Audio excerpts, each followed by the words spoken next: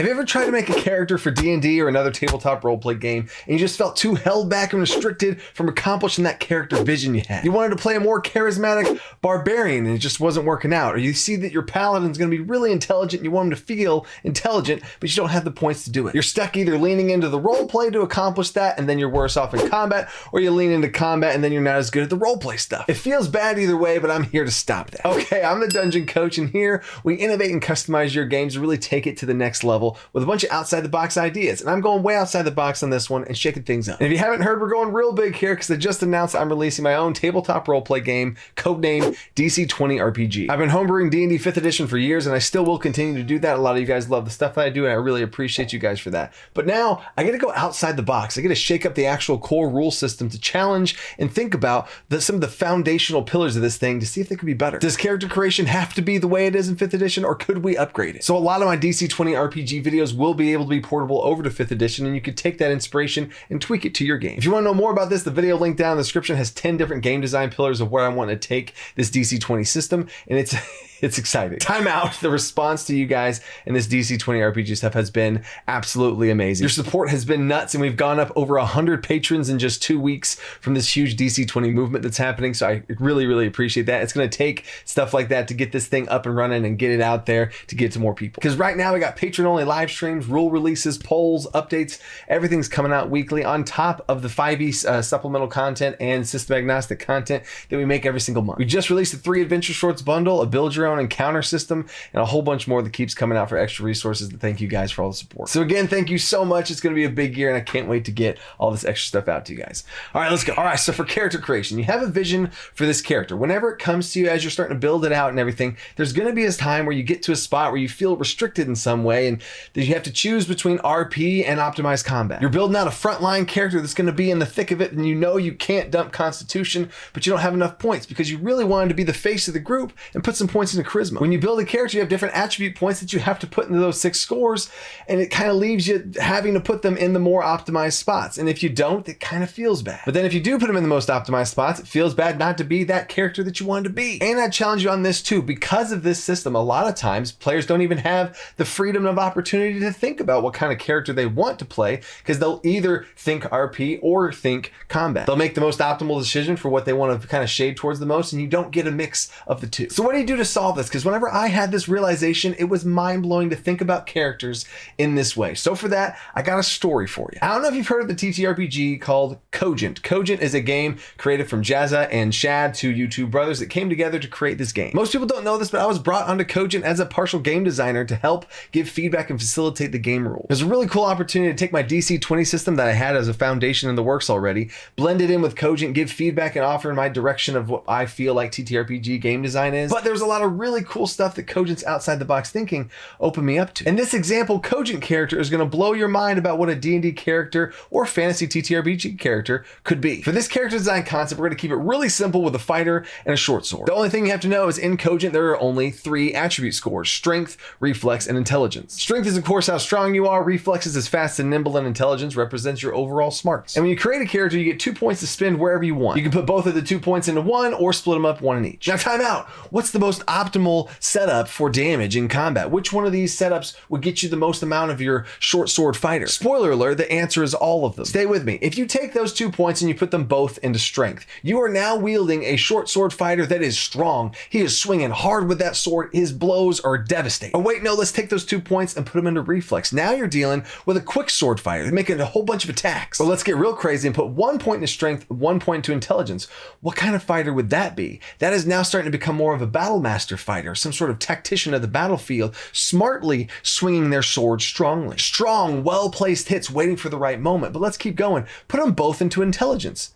That would still be a deadly sword fighter. They stand their ground waiting for the right moment, like Sherlock Holmes waiting to see the right spot. And as soon as that window opens up, they strike. Or maybe Sherlock Holmes would be more 1 point in dexterity, 1 point in intelligence. You see where I'm going with this? Because forget about where you put those points. Each one of those are a great fighter with a sword, and they are expressing that through a different way. The only other thing you need to know about Cogent to make this whole thing make sense is Cogent is a D6 system. You have a base 3d6 for anything you do, and if you're in combat, you add those 2 points or wherever you put them. You take those those 2 points and add it to it, so you have a total of 5d6 that you roll. But it's always 5d6. You have the base 3 plus 2, and you always add that 2 no matter where you put it. 2 in strength, 2 in reflex, 1 in each. Who cares? Because the way that you express your character and whichever one you're putting points into, it doesn't matter. It's 5d6 total. But now let's go back to Dungeons and Dragons. Your great sword is purely strength based. Your small dagger is purely dexterity based. It literally doesn't matter how smart you are in intelligence and how well you know about the battlefield or anything like that. It doesn't even matter if you're both high dex and high strength.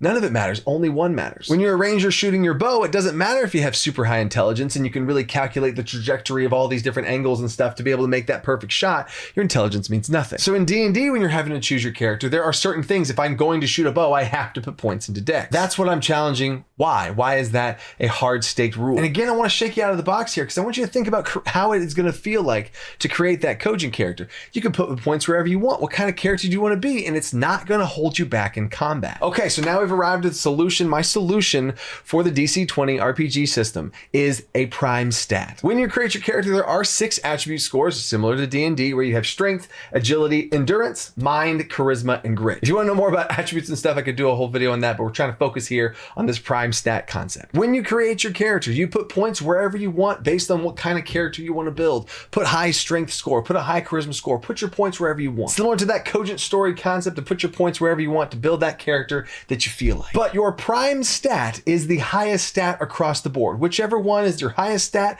that is your prime stat. And the roll you add to combat, whenever you're making the combat attack rolls or whatever you're doing in combat, is that score. So normal D&D, to swing your weapon, you would have your strength modifier plus your weapon skill at it. That would be your total and you'd go for it. In this system, it works the same, but you use your prime stat instead of being locked into strength. And stay with me because what this leads to is awesome character design. So in the DC20 system, you can still build a stereotypical fighter, put those highest points into strength. Let's say you have a +4 in strength. That's your highest modifier. Great, awesome. You would take that +4, add your weapon skill, there's your attack roll. Well, what if your fighter's more dexterous and nimble? Sure, put those points into agility. What if they're a really smart, next level thinker fighter? Put those points into mind. And now time out, I'm gonna stop you right there. I know what you're thinking, charisma. How am I gonna swing a sword with charisma? That's not the freaking point. I don't want you to think that you're using that attribute to wield that type of weapon. My example here is gonna be 2 different barbarians. One of them is gonna be a Hercules type of charismatic barbarian that really wants to have charisma as their main stat. The other barbarian is very stereotypical brute barbarian, big, strong. Ugh. My challenge to you is, why does that charismatic Hercules style barbarian have to be less effective in combat because of that's what he's wanting to choose with his character? Both of those characters train hard to become adventurers. They are well trained in battle and combat, and they have different abilities and class features, all the same stuff that barbarians have. One of them just wants to express it charismatically through their role play and through their character, and the other wants to express it through strength. So no, the barbarian is not using his charisma to swing his sword. He is just happens to be a charismatic adventurer. So when it comes down to it and those barbarians go into combat and they make their attack rolls, they are adding their prime modifier, which for one would be strength and for the other would be charisma. Who cares? They're probably both going to be about a +4 when you start off and a +5 later on. Whatever, that's going to be the same. They add their skill proficiency with a weapon and they're the same. Neither are held back in any way for role play decisions that they wanted with the direction of their character, and they're not held back in combat for those decisions either. Now, yes, maybe in combat it's going to come down to a grapple check of some kind or a strength check to lift something. Yes, then the strong barbarian's gonna win those. But that charisma barbarian knew that going into it, and they still were able to choose the charisma barbarian because now when combat's over and they want to be the face of the party or talk to people afterwards, they can play the character the way they want to. Another good example here is if you want to make a paladin. You have all these different things, you have all these different points you have to spend certain things on: strength, constitution, charisma, all these different places you need to feel that you have to spread your points between. This system reduces that burden on those characters to have to, well, I have to put these here, and now I'm left with these. So now you have the freedom to make an intelligence-based paladin that's pretty smart and not held out back massively in combat. I want you to stop right now and think about characters you've tried to make in the past. Think about a character right now and want to make it.